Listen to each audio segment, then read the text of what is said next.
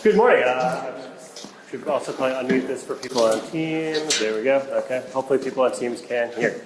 Good morning, and thank you so much for coming today. Can you, people in the back, can you hear? Thumbs up, down, sort of echoey. It's a classic, armory floor where nothing actually sounds the way it's supposed to. It's designed that way. My name is Jonathan Bretton. As you mentioned, I am a Maine National Guard historian. Which is why I am obsessed with Vermont National Guard history, because, if you live in Maine, you're obsessed with all things northern New England. It's just the way it is. And we always have, jealousy for this side of northern New England. We're like, wonder if it's cooler over there. I mean, it is colder, but we definitely are fascinated by the mountains of Vermont, the Green Mountain mystique. A little bit about my background. I am normally the historian for the Maine Army National Guard. I am also an engineer officer, and so in that capacity, I've worked with the 86 IBCT as commander of an engineer company that worked with the 86 through a JRTC rotation. I actually was enlisted as a member of Charlie Company through the 172nd, so my ties to Vermont go way back.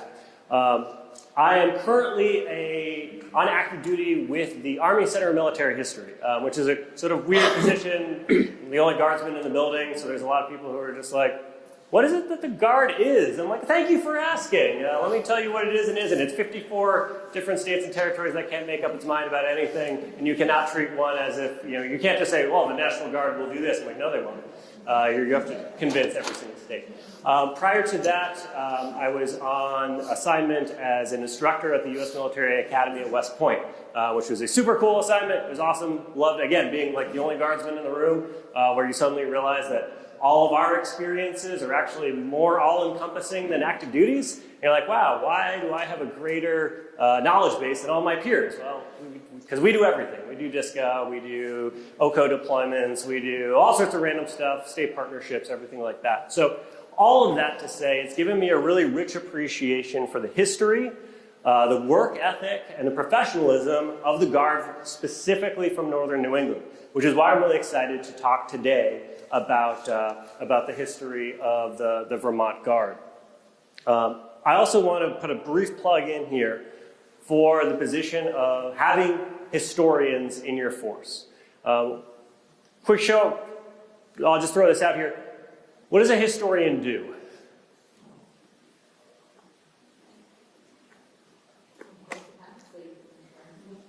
We write stuff down, yep, chronicles the past.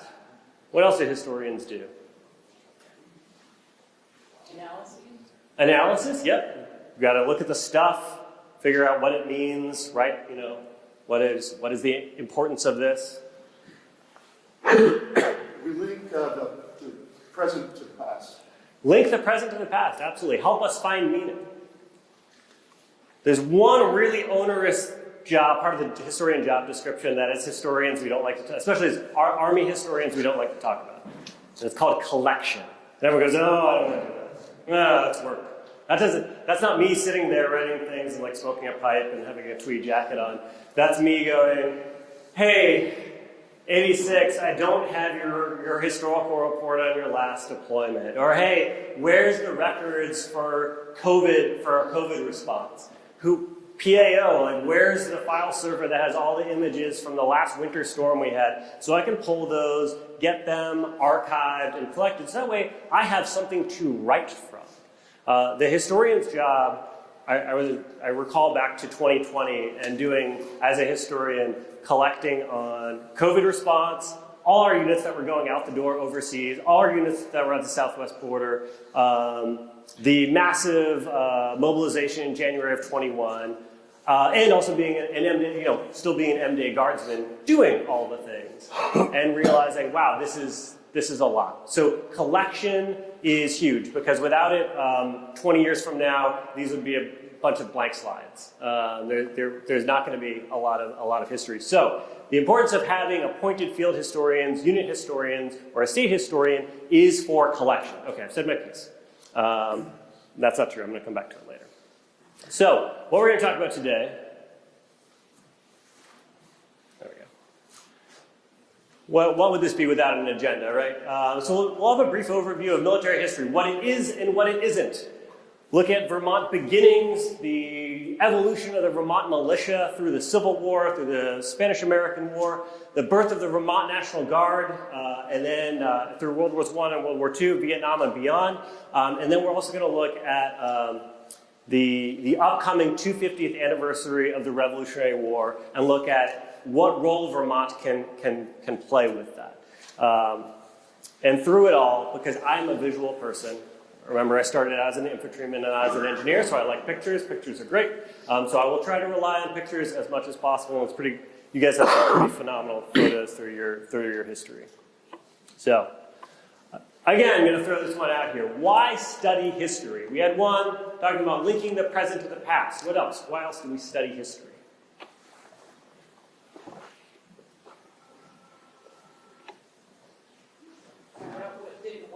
Find out what didn't work. I like that one. Yeah, we tried that. No, let's not do that again. It just allows us to ask questions, knowing somewhat the answers of history, to be able to frame and apply it to new problems today.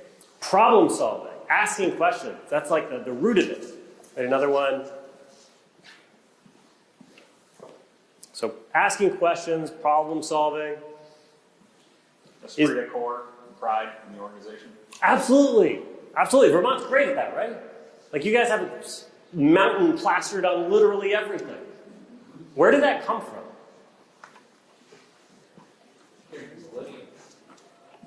Tracking back in the history that they change throughout time. Because we're not the same guard that we were when that picture was taken. No. Specifically looking at, I'm glad you mentioned the lineage and the heritage, but like honestly, where does Mountain come from? Okay. Did he start the Army Mountain Warfare School? Who started it? Who? All right, does Vermont have the best mountains in the nation? So, of course it does. Does Vermont have the best mountains in New England? We all know the answers to these questions. How does this state that doesn't even have, quote unquote, the best mountains in New England get the Army Mountain Warfare School, get a mountain infantry battalion, and a brigade that is mountain themed? It's because of very conscious choices and conscious decisions that were made. When we talk about strategic decisions that like ring on in the future, man, I would love to have been, if any of you were in those rooms in the 80s when you were having those conversations, we need to talk afterwards because we need to figure out how the rest of the nation, all the other guards can do that.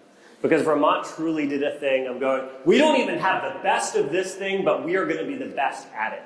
And that is the importance of unit lineage. That is the importance of heritage.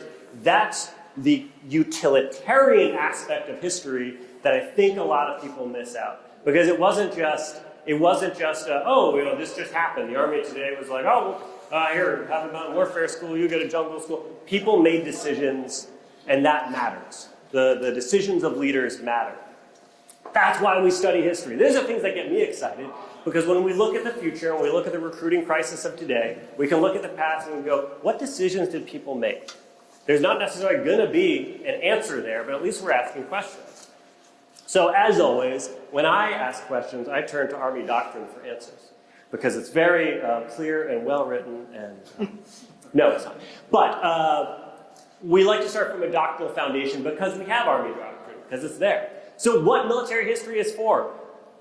At its chief, at the top there, it says, provides the foundation for Army training. History provides the foundation for Army training. Literally, like, that one wasn't even one that came up as we were brainstorming. But it's the thing that we do the most often. History provides the foundation for Army training, education, esprit de corps, decision-making. Lessons of the past form the doctrines of the future. These lessons are not based on poorly reported or understood events. History is a way to learn about armed conflict in all dimensions. Soldiers and units bond and fight with a common historical heritage. There's that esprit de corps. It is a valuable training for everyone from the individual soldier to the highest level leaders who make decisions about the Army's future. So that is what it is for. What it is not for. It does not produce solutions. And it does not guarantee success on the battlefield. This is one of the crucial pieces for us to understand, because A lot of times we can look at history from a utilitarian aspect of being like, well, what is this going to do for me? Everyone put on like your commander hat or your G3 hat, and someone comes to you and they say, hey, I need a spot on the training schedule to talk about history. And you go, all right, well, what is that going to do for the readiness of my unit? Like, how is that going to increase my mission, like, what does that do for my mission essential task list? How is this going to make me more effective as a warfighter? What it does, it promotes how to think, not what to think. If history rarely provides concrete answers, it offers insight and understanding. This also happens to be one of my absolute favorite photos of from Vermont history. This is in World War I. The Vermont National Guard was all activated; it was all gone. So they formed the Vermont Volunteer Militia, essentially a state guard.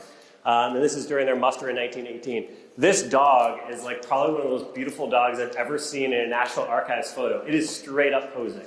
It is so here for it. And I love the shotguns and the mix and match of Army uniforms. It's absolutely phenomenal. That's my plug for the National Archives today. So what it is not for producing solutions.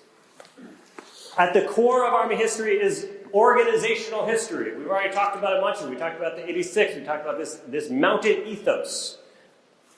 Organizational history is a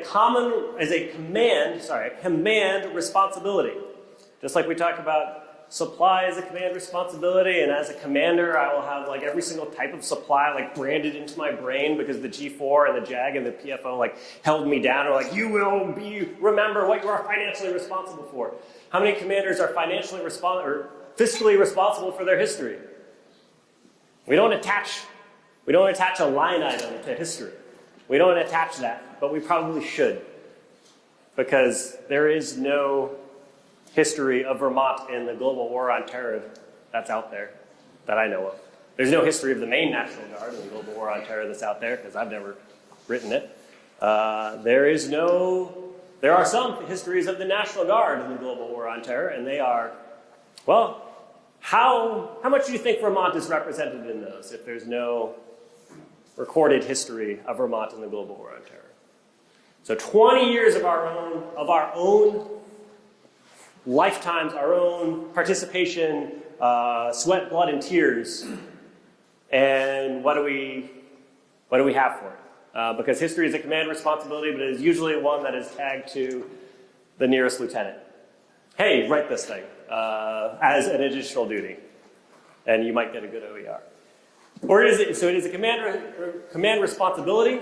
It is a continuous process of identifying and preserving items that contribute to the growth and evolution of a unit's history. Institutional memory changes. Organizational history should be relied upon to improve decision-making, plans, and operations, increase individual and unit morale, as well as organizational esprit de corps. It also can be used to build public pride and respect for Army institutions. So it goes from the unit level all the way up. So this is what organizational history is for. Also, one of my favorite shots, this is a field kitchen from Vermont soldiers at work in the 102nd Machine Gun Battalion during World War I. What is not pictured here is the fact that they are under high explosive fire most of this time, and gas. In fact, a round had hit earlier that morning, wounding 2 soldiers and killing 8 mules. And they're just like cooking away, because that's what you do. Soldiers got to eat. So as we go through all of this, we're going to talk about some terms. I'll be throwing some terms around. These are important to understand. Lineage, the way that we trace our unit history in the National Guard, which is different from the active duty and different from the reserves. We trace lineage through personnel, the people, because as a Guard, we are primarily about people and geographic location. So it's tracked by people and geographic location. What are honors? Honors are the awards that a unit has received.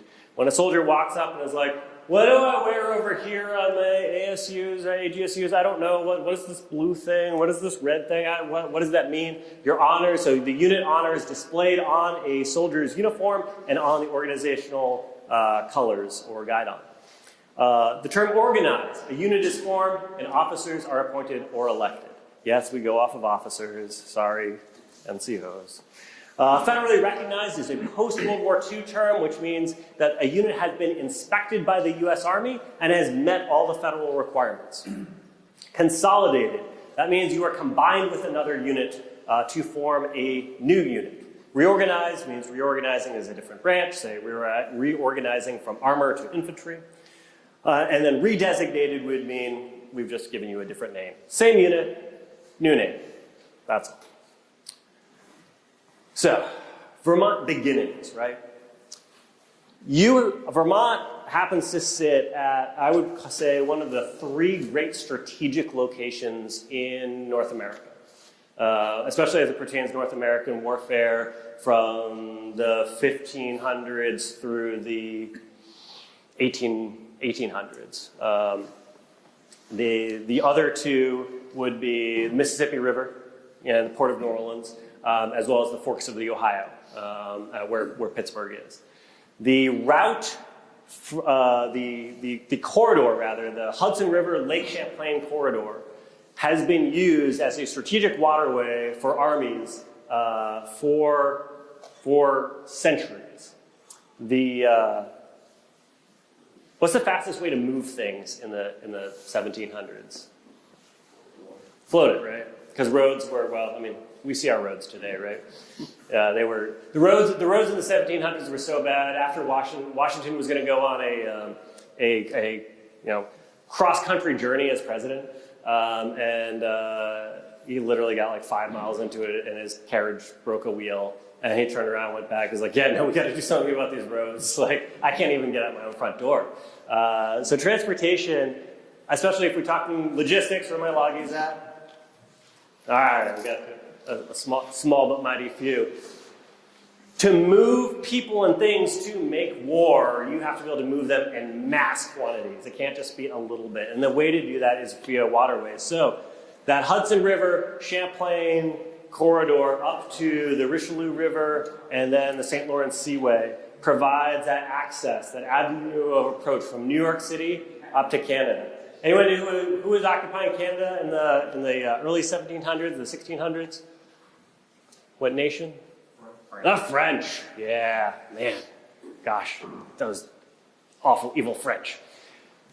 Warfare between England and France characterized the 17th century. And this waterway becomes so absolutely significant by the 1770s.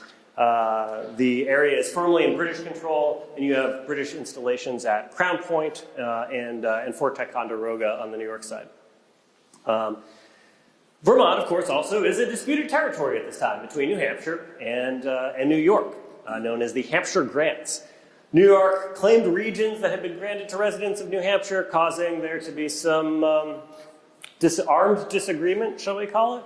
The most active, militant, armed group were known as the Green Mountain Boys, of course, under Ethan Allen, my favorite land pirate from Connecticut.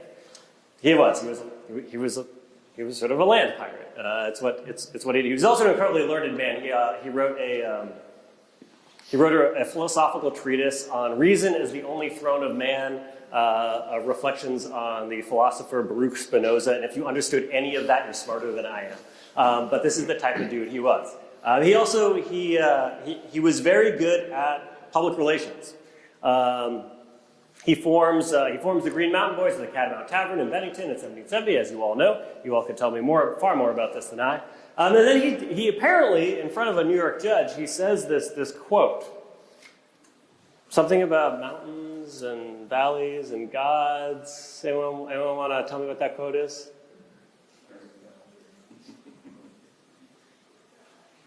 I expected to be shouted it back at me with one voice. The gods of the... What is it? The gods of the... There we go. It's right up there. Allegedly, he said this. There's a problem being a historian, right? This sounds great. Isn't it awesome? Probably should be put on a wall of our brigade headquarters, right, sir? Yeah, I know exactly. Sounds great. Love it. I'm fired up. Yeah, absolutely. That's metal. I want to go to war with that man. And then a historian comes along and says, actually, he probably never said that. The sources that we have for him saying it are a friend of his who said that he said it. And that's it. Does it matter? Not really. It's still a great quote. Inspires a bunch of people to this day. nothing malicious in it, isn't putting anybody else down, isn't taking things away from other people. Like, because we talk about history and memory, or history versus myth. The Army has history, the Marine Corps has myth. I said it. They like to take credit for things that the Army does and then call that their history. So by the American Revolution, Ethan Allen sees this as an opportunity to consolidate some power inside this new area. And of course collaborates with Benedict Arnold, who has yet to do a treason. He's still a good guy. And they capture Fort Ticonderoga, overcoming the small garrison and capturing a wealth of artillery and ammunition, which the American cause desperately needs. He's like, well, we got a bunch of muskets, but we have nothing that goes boom on a large scale. They also give the Continentals control of Lake Champlain and part of that vital corridor leading up into Canada, enabling the invasion of Canada later on in 1775. Ethan Allen and the Green Mountain Boys, well, the Green Mountain Boys are brought into the Continental Army establishment, so they're made a sort of a regular Army regiment. Congress says, New York, you will pay for them. And New York's like, we do not want to. They are literally outlaws. All of them are under arrest. We have warrants for their leaders in Continental Army. Don't worry about that. Just give them commissions and they'll figure it out. It helped that Ethan Allen managed to get himself captured on a recon into Canada, where he's like, I'm going to go see what this fort is. And everyone's like, that's a bad idea. We're not going with you. And so that's how he ends up getting taken prisoner, and his brother. And then Seth Warner take over the Green Mountain Boys. So they're known as Warner's Continental Regiment through the war. They are part of the Continental Army organization with the, let's see, they are engaged with, voted in as a regimental commander. Nope, that's a different slide. They are part of the Maine Army. What also happens in this region is the protection of the Champlain-Hudson corridor. So I mentioned Fort Ticonderoga, often called the Gibraltar of the North. The lesson here is just never call anything that's not Gibraltar, Gibraltar of the. Like, unless it's the original Gibraltar, like protecting Spain, don't call it that, because someone's going to take it, which in fact happens. But to protect the works at Fort Ticonderoga, which were not situated in a proper engineer-like manner, facing the enemy's avenue approach coming from France. They were actually oriented the other direction because of the way that the French had constructed the fort. They augment the defenses by constructing fortifications that what eventually becomes known as Mount Independence on the Vermont side. And as I mentioned, don't call things Gibraltar's unless it's actually Gibraltar. So Ticonderoga falls fairly rapidly, as Mount Independence does in 1777. The British advance down both sides of the lake, outflank the garrison, and essentially are close to cutting off their nearest line of retreat to Castleton. And the garrison commander makes the decision to evacuate. In order to evacuate, you kind of need to have a rear guard. So there's your rear guard that is appointed, the 11th Massachusetts, the 2nd New Hampshire, and Warner's Regiment, making up that rear guard. And they are engaged by the British at the Battle of Hubbardton on July 7th, 1777. So one day after the evacuation. And they put up a hell of a fight. They're going up against the advance guard of the British Army. They are elite light infantry under General Fraser. And also German troops who show up at the last second because they had a slower march. I'm not kidding. They actually had the British quick march, where our quick march is adapted from, is faster per beat per second. I think it averages around like a 13 or 14 minute mile, something like that. Germans was like an 18-minute mile.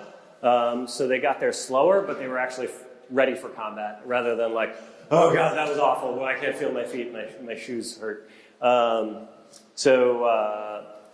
The Continental forces at Hubbardton put up a significant fight, first fighting alongside this hill. They were caught a little bit unawares, quickly rallied, held off the British. The British are able to eventually envelop the position with several companies of grenadiers on one flank, and then the Germans coming in on the other flank. Colonel Francis is killed, and the commander of the 2nd New Hampshire is, I believe, also killed, and the regiments have to retreat. What this does, though, it buys time. it buys time for the main force of the Northern Army to retreat towards Rutland and Castleton. And it halts further British advances in the 1777 invasion of northern New England. So what this does is, what it results in is the preservation of the main body of the Northern Army for action at Saratoga 2 months later. And of course, that is a great strategic American victory. Bennington, and this is by far, you want to talk about phenomenal quotes talking about Vermonters.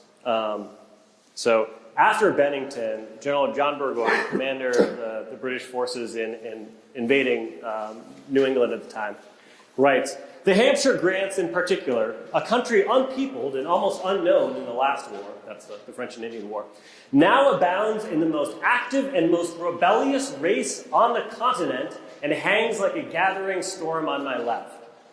That should be worn as a badge of honor by every Vermonter. Most active and rebellious race of the continent. That's phenomenal. So why is he writing this? Well, because in August of 1777, Burgoyne detaches about a regiment and a half of German troops to go make a raid on Bennington because they're in need of stores. The Germans are in need of horses. They're actually a cavalry regiment that was shipped without horses. It kind of might seem familiar today, like when we're like, oh, we're a Capt squadron, and where's our trucks? Oh, you're walking. Oh, cool, awesome, I like that. So they get word that there's horses at Bennington. They move in force to Bennington, about 800, 900 soldiers, and they run into 3 regiments of New Hampshire state troops under John Stark, who was insane. The man was absolutely bonkers. One of the greatest battlefield commanders of the American Revolution. This is a guy who understood warfare as an art, because he develops, and this is the thing that a state, when you're talking about like National Guard, like things the National Guard shouldn't be able to do.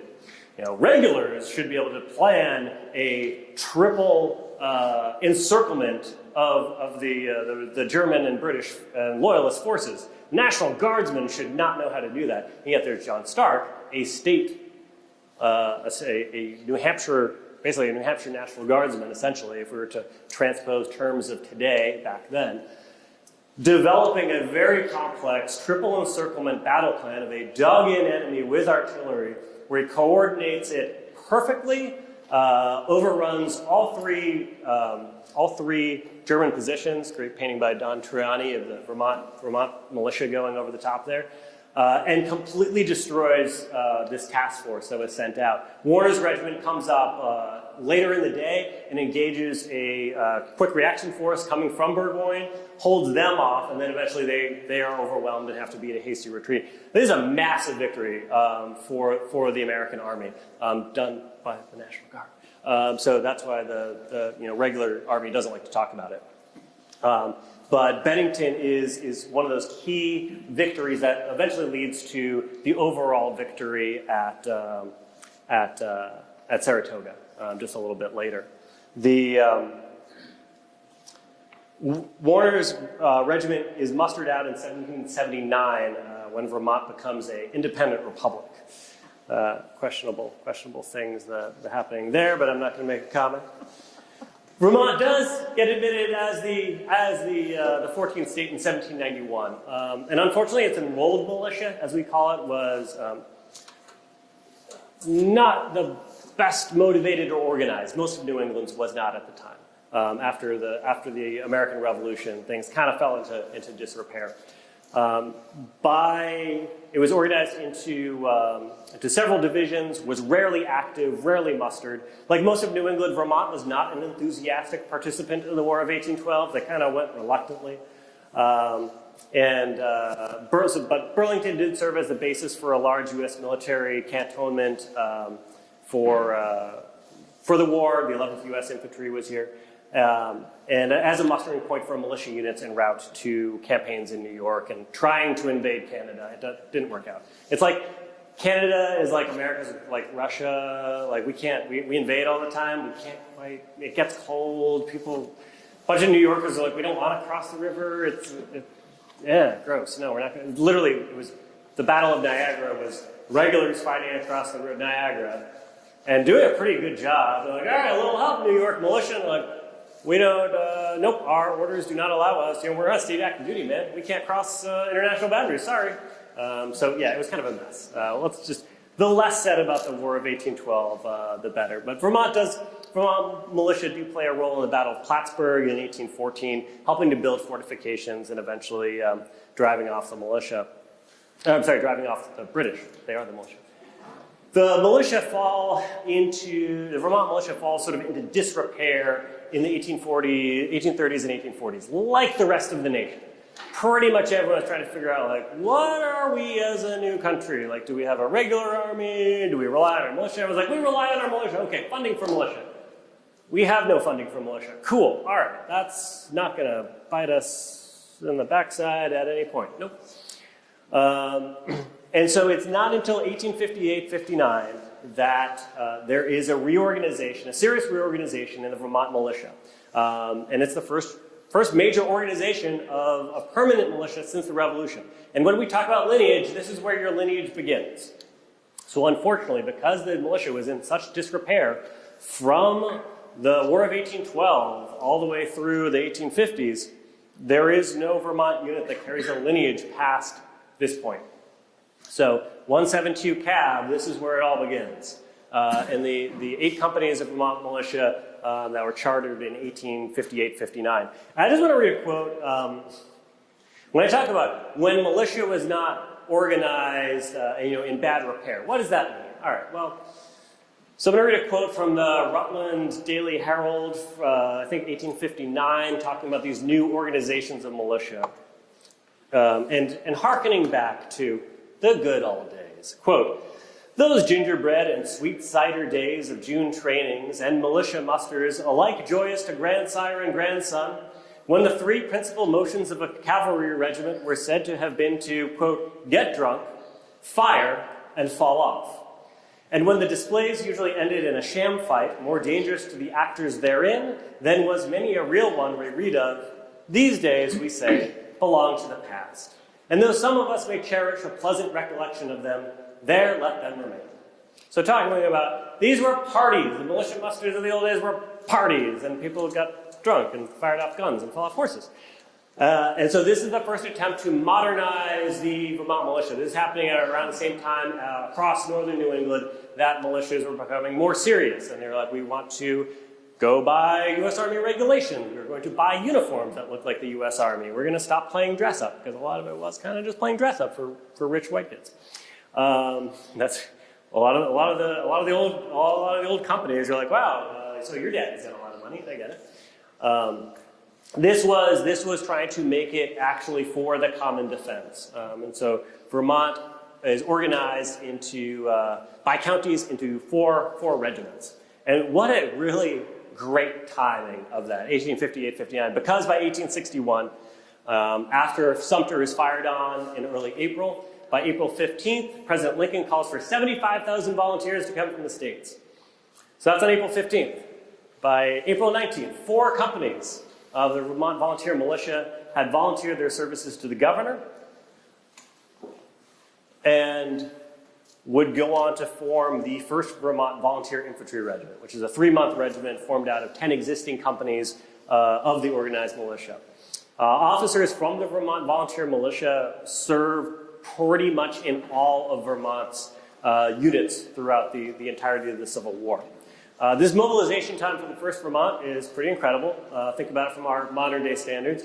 So get called up on 15 April by the president. By the 19 April, 4 companies had assembled, and by 13 May, after mustering south of Rutland, the 1st Vermont is in Virginia. So you have less than a month from home station, organization, here's some possible, they actually do get equipped with better rifled muskets, and then they are crossing over into Virginia. They are one of the first units to occupy enemy-held Virginia. 5 companies do take part in the Battle of Big Bethel on June 10th. So again, 3 months from call up to combat. Things to think about and never do again. And the regiment is mustered out in August because, like I said, it's a 90-day regiment. People thought the war was not going to last as long as it did. That's a fragment of a picture of the 1st Vermont's colors, courtesy of the Vermont Historical Society. As you can see, all these companies are going to go, most of these companies are going to go on and form the basis of other units, because most of those guys in the 1st Vermont were like, all right, well, that was neat. I feel like I didn't do much. It's clear this war is going to go on for a lot longer, and I'm going to go do my patriotic duty. So they mainly become parts of the 12th Vermont, and some go into the 7th Vermont. 7th Vermont participates in operations in Mississippi, Louisiana, Florida, Alabama, Texas. They have the really fun thing of, hey, the war's over, but there's this French army being formed in Mexico. Can you go down to the border and kind of keep an eye on that? It was one of these weird international relation things where like France and Mexico were having a bit of a tiff. And General Sheridan was actually put in charge of a large Union army, a U.S. army that went and just sat on the border for a couple months. Can you imagine you go through fighting the entire Civil War, everyone else is demoted and sent home, you're like, yeah, no, you're going to sit in Texas for a couple months and just stare across the river. Kind of, we think about our Southwest border missions, a little bit like that.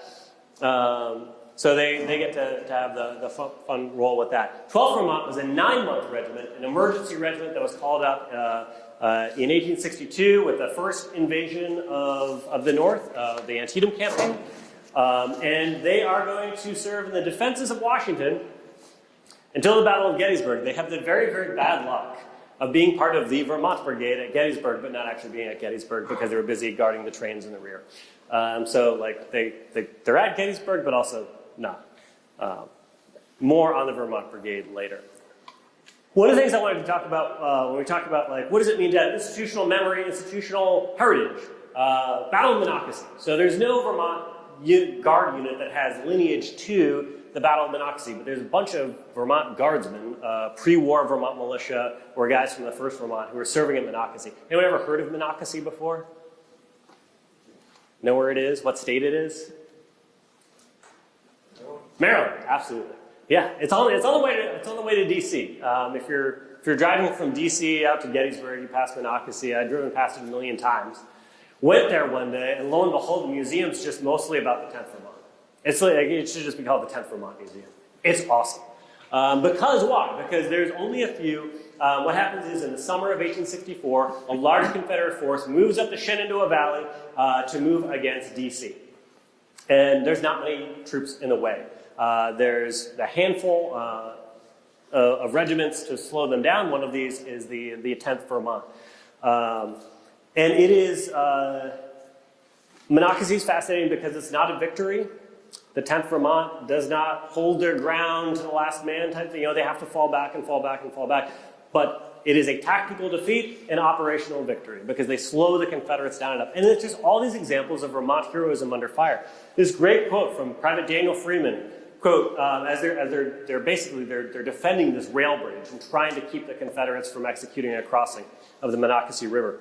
I saw one of my comrades under the Pike Bridge fighting a dozen Johnnies, Confederates, charging down the railroad towards him. He was riddled with lead. As I look back to that day, I can think my escape now a miracle, and their heroic comrade covering my retreat, who, riddled with lead, sacrificed his life there under the Pike Bridge that I and others might be spared. And today we would say, Medal of Honor for that person. But that's, it's modern day. This is an image of the 10th Vermont position. They're holding this beautiful military crest, and the Confederates come in and get canalized down to this valley and absolutely schwacked. It's a really great Vermont site. As Sergeant James Reid says, speaking of from that position, the rebels attacked, charging in several close lines on our single line. They were repulsed twice with very heavy loss. The road and the yard were literally full of them. So though Monocacy is a U.S. defeat, the 10th Vermont's rearguard action buys time for further U.S. troops to get into position and block the Confederates from threatening D.C.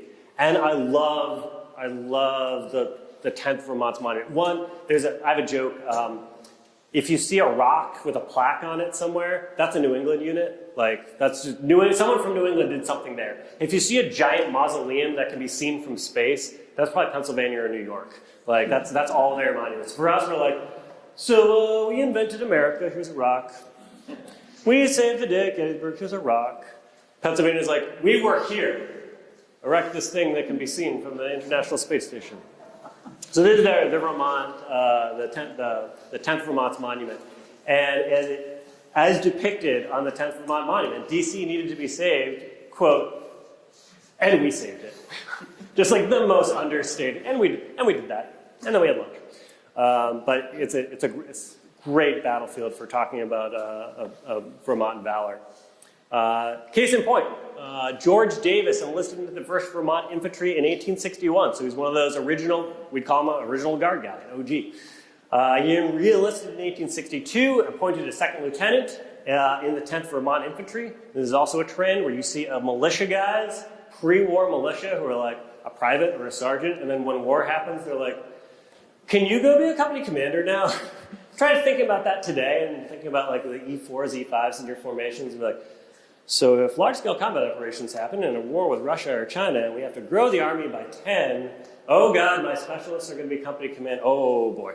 So it'll either go great or it'll go weird, one way or the other.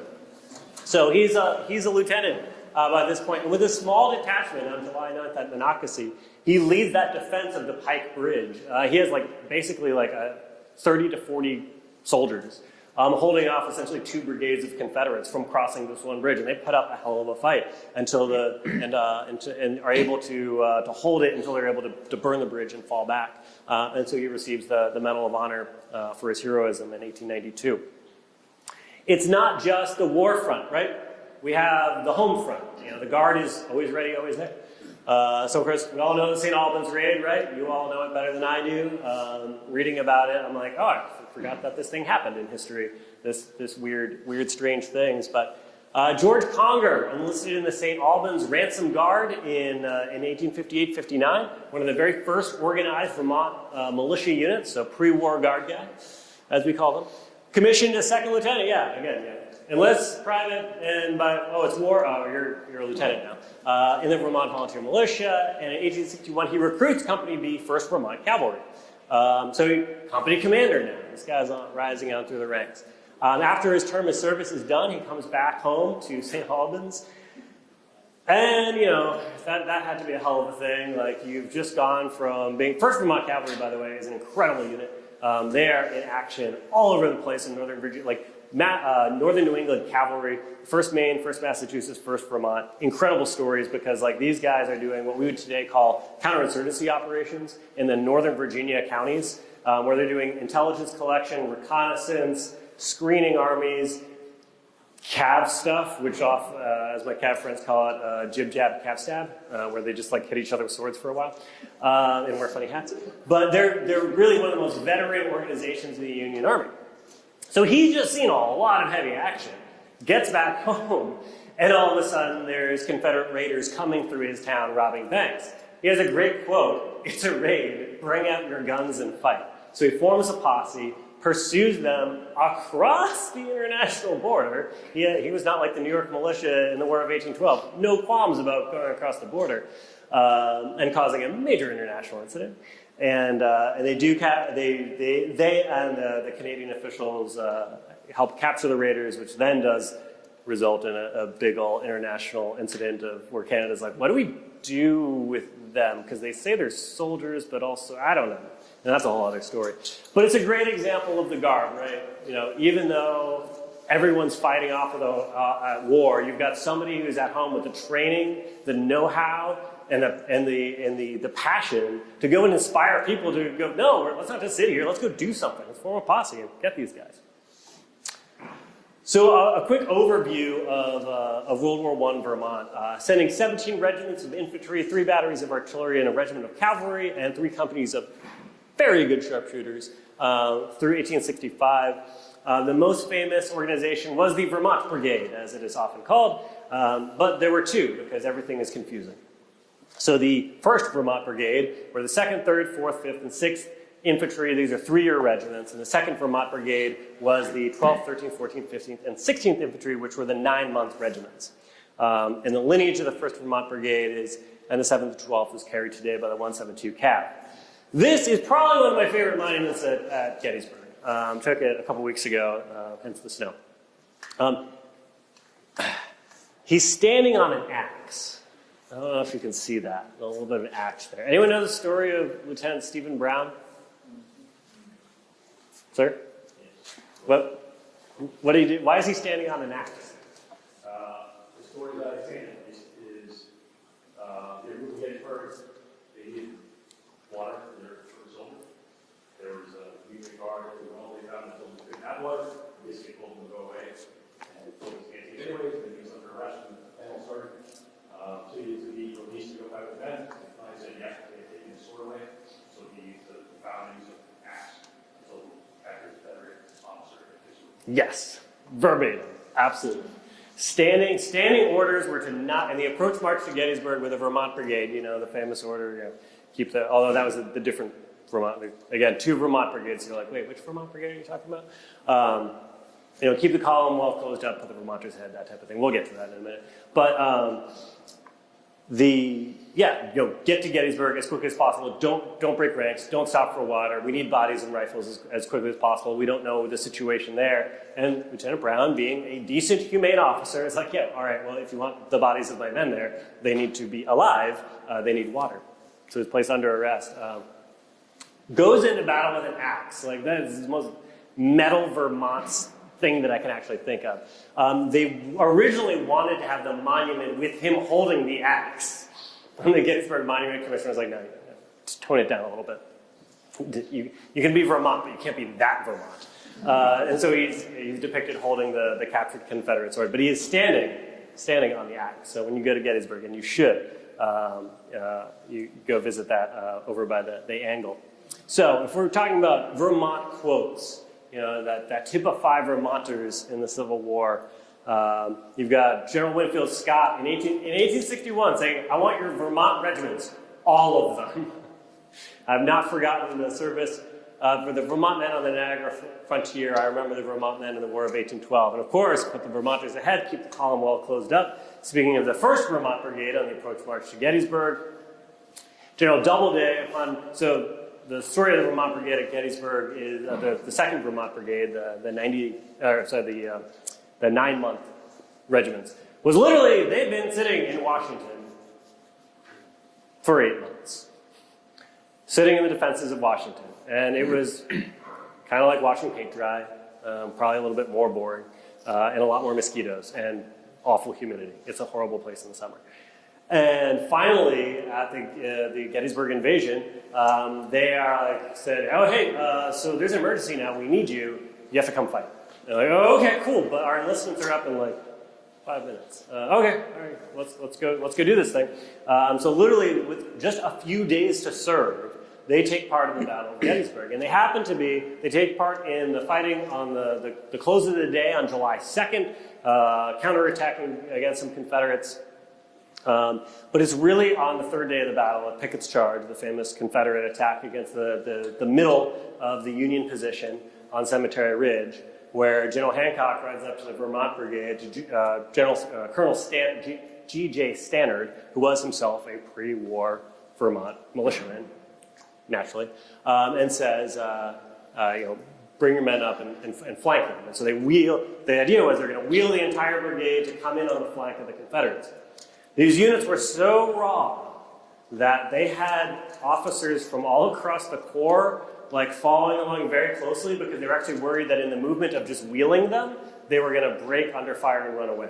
Which is why General Hancock, the Corps commander, was right next to them during this operation and gets shot. We won't say it's Vermont's fault, but it's his fault. Being in the wrong place, wrong time.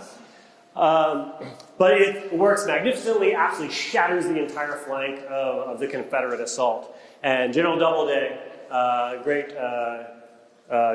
really underrated general, but that's a story for another time, says, glory to God, see the Vermonters going, as he sees them crush the Confederate flank. Great quote from Lincoln: "I do not care to see any major generals. I came here to see the Vermont Brigade." That sounds about right. And then General Meade, speaking of the 2nd Vermont Brigade at Gettysburg to a reunion in 1866 of Vermont troops. There was no individual body of men who rendered greater service at a critical moment than the comparatively raw troops commanded by General Stannard. So that's just a brief overview, a summary of Vermont in the Civil War. There's tons more.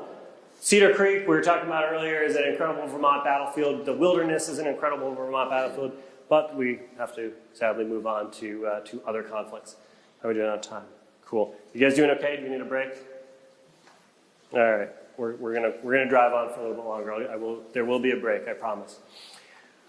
The time between the wars is another time of rebuilding. In 1898. The U.S. goes to war with Spain. The militia is in a better state than it was prior to the Civil War, but it's still a little bit raw. So by 1898, Vermont had tried some interesting things with force structure, we'll call it. Anyone ever been in, I can't remember if you guys had multi-component units back in the 80s. Maine tried a multi-compo unit that was regular Army, Reserve, and National Guard, all in this one air traffic control unit, and it went exactly as you would expect it to go. Not great. They have not tried it again. Vermont tried an interesting thing in the 1880s where they tried four regiments with 3 companies per regiment being of the volunteer militia. So basically we call it the National Guard. And then the rest of the companies of the enrolled militia. Those are those who are under the militia law required, 16 to 40, required to muster. It's the drafted population, essentially, those who are eligible today for selective service, who are required to do a 1-year muster. Well, that 1-year musters weren't exactly happening yearly, so not exactly in the best shape. But we would today sort of call it like a joint National Guard and like inactive National Guard, or like National Guard Reserve type unit. And it went horribly. I feel like we can't get anyone to show up to muster. Like no one's coming to drill. We can't motivate them. The officers don't know their stuff. All right, let's canvass. But they tried it. It was an interesting idea. We talked about like trying new stuff out. So by 1898, it consists of the 1st Vermont Infantry and the Vermont Light Battery of Artillery in Brattleboro. And nominally Norwich, but Norwich is so confusing, and the weird thing that they do with the 1st Squadron of Cavalry, I'm not even going to touch it because it's a lineage nightmare, and it's Norwich and whatever. I went to the University of New Hampshire for grad school, and ROTC, so there's enmity there. University of Vermont's cool though. So the 1st Vermont gets mobilized. Again, we talk about fast mobilization. 1st Vermont responds. It gets called up on May 2nd to all 12 companies assembling at Camp Olympia, here, essentially, from May 4th to 7th to a strength of 1,080 officers and men. On May 21st, so 2 weeks later, these mobilization times are fantastic. 1st Vermont breaks camp and begins the long rail and steamer trip to Camp Thomas in Chickamauga, Georgia. It's the rally point for thousands of National Guardsmen. We're still trying to figure out how do we mobilize the Guard for this, because now, like, the National Guard hasn't officially become a thing. It doesn't officially become a thing until 1903. However, Vermont's calling itself the National Guard of the state of Vermont. Maine's calling itself National Guard of the state of Maine. Most of the states are calling themselves National Guard. We moved away from the militia. And the federal government is trying to figure out how do we mobilize rapidly for an overseas war. We haven't done this before. How do we get troops to Cuba? How do we get troops to the Philippines? What are we doing? The activation, the war declaration was so rapid. The Army was not prepared for it. The Navy was, because Teddy Roosevelt had been preparing for the war and kind of pushing for it as the Undersecretary of the Navy for a while, and buying all of the Army's ammunition that it needed for the Navy, which did not help things at all, but that's, again, another story for another time. Simply put, the Army was not prepared for a war in 1898. And what happens with the Guard is an absolute tragedy, because most of the Guard gets called up as volunteer regiments. They mobilized out of Camp Thomas, Georgia, which was not equipped as a mobilization station at all. Conditions in the camp were horrific. The regiments, like most regiments, didn't have the proper equipment for sanitation, for canvas, for sleeping in tents. Disease begins to run incredibly rampant. The regiment's first death was musician William Spafford of Company K, who died of fever on June 1st, 1898. First of 9 men to die in camp. Another 18 more died when the regiment returned home. The chief killers were typhoid fever, dysentery, and malnutrition. Out of the 1,080 men called up, 658 were stricken with disease. The regiment had to be sent home, just like the 1st Maine was, and a bunch of National Guard units. So when we talk about things that happen in history of like, let's not do that again, the mobilizations, the 1898 mobilizations were so disastrous for the National Guard and the regular army as a whole. We lost far more men, astronomically more men of disease than we did combat losses in the War of 1898. The army takes a hard look at itself. It's like, okay, so maybe doing things the way that we did them since the Civil War was not the best thing. We could probably do better. So what does this do? It brings in massive reforms across the army. You get Elihu Root, who becomes Secretary of War, who institutes sweeping reforms across the army. When I say sweeping reforms, I'm talking about instituting this thing called the Army Chief of Staff, creating this thing called the Army War College, creating these things called joint maneuvers between regulars and reservists that we would now today call JRTC, NTC, all the great combat training centers. He brings in professionalization, things like maybe we should have standards of education for our officers and NCOs. What a crazy thought, amazing. So Root streamlines the Army in a big way. And a big piece of this is what happens in 1903 with Ohio Senator and Guardsman Charles K. Dick, who has the 1903 Militia Act, which creates essentially the modern day National Guard, makes us a component of a branch of the Army, and it brings it into greater, and with it the National Defense Act of 1916 brings the National Guard into greater alignment with the Army. Now, in one sense, that's a good thing. We have equipment, we have training, we have uniforms, that's cool. On the other hand, we now have federal control over our organizations. It also means we don't get to pick whatever force structure we want. We can't just be like, we would like to be a mounted pachyderm unit, and we're gonna have elephants shipped in from Siam, and they will be the Green Mountain elephants. No one ever suggested that to my knowledge. If they did, please let me know. But they could no longer do that. And so force structure was gonna be determined by the regular army, and in 1903, no one had any idea of how significant this was going to be coming up in 1970. But before that, you have earned a break. So let's go ahead, and it is just about coming up on noon.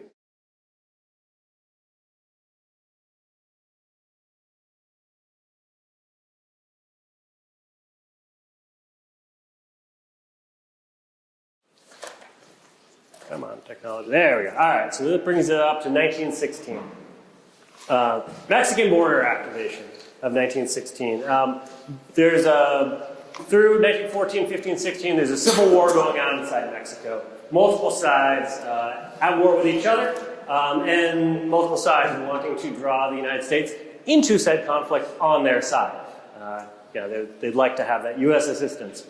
Violence spills over across the border, causing a couple things. One, there's a punitive expedition of the regular army that actually goes across the border, chasing Pancho Villa, who's one of the leaders of one of these warring groups. For everywhere else, though, all the other states are like screaming because they're like, oh, we are having people coming across our borders, there's violence in our cities, we need protection. So we have the first ever full mobilization of the National Guard. Prior to this, they were all called up under what was called U.S. volunteers. So they did not go in an active federal guard status. They were not mobilized guardsmen. They were U.S. volunteers. Now this is the first mobilization of the Guard. Many call it sort of dry run for what was coming the year prior. Phenomenal quote about the mobilization experience from a guardsman. It was one of frustration, confusion, and mismanagement from beginning to end. But for all that, it did get pulled off. This is a call-up of 140,000 National Guardsmen across 1916 in rolling call-ups. On 22nd June, the 1st Vermont is called up. Companies muster in Colchester. They leave Colchester on June 27th. So called up on the 22nd, leave for Texas on the 27th. Five-day flash to bank thing. They arrive on July 1st, and by July 2nd, they're manning outposts on the Rio Grande. So we're talking about these mobilization timelines. These are fast, incredibly fast. And as all of us who have mobilized companies for various things, companies, battalions, brigades, you start to be like, oh God, how many things are going missing? Whose PHA was not done? Why aren't they SRCing? What's going on? And they man outposts along the Rio Grande through the summer and early fall of 1916. There's no violence, but they didn't know that. They didn't know that this wasn't going to be the prelude to an outbreak of something much larger. We can look back at the 1916 border activation and go, oh, nothing happened. It was a big dry run for World War I. But at the time, these guardsmen, most of whom had never been to, if you're from northern New England, this is probably your first time going to Texas. A whole bunch of very interesting things to see. And all these guys are like, well, this is the most exciting thing I will ever do in my life. And they returned home on September 27th, mustered out 10 October.